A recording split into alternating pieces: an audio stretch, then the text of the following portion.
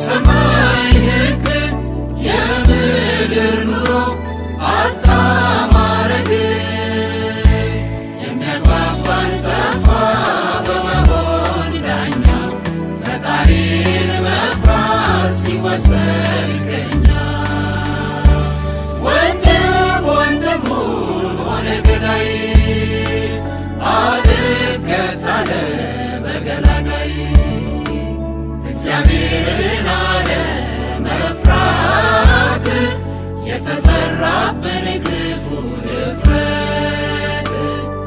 ያልነበረብን ባዕድ አመል እየጎተተን ወደ ቁልቁል